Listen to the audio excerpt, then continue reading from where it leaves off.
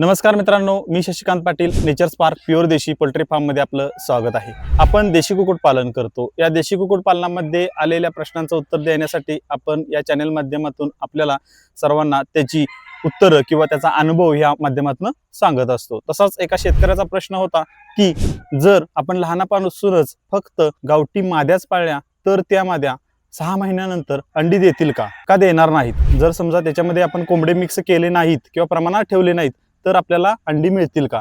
तर चला बघूया या व्हिडिओमध्ये आपण या प्रश्नाचं उत्तर।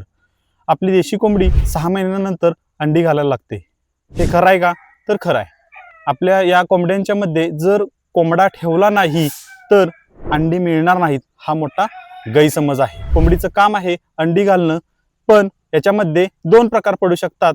ती जे अंड येतं त्याला आपण अफलित अंड असं म्हणू शकतो, आणि जर कोंबड्या आपण ठेवले त्यातून निघणारे अंडे हे फलित अंड असंही म्हटलं जातं। म्हणजेच सोप्या भाषेमध्ये जर कोंबडा असेल तर त्या कोंबडीच्या अंड्यातून पिल्ल तयार होऊ शकतं, आणि जर कोंबडे नसतील तर कोंबडी ही अंडी देणारच पण त्याच्यामध्ये पिल्ल तयार होणार नाही। अशाच आलेल्या अनुभवातून आपण व्हिडिओ करत आहोत। आपल्या चॅनलला सबस्क्राईब करा विसरू नका। धन्यवाद।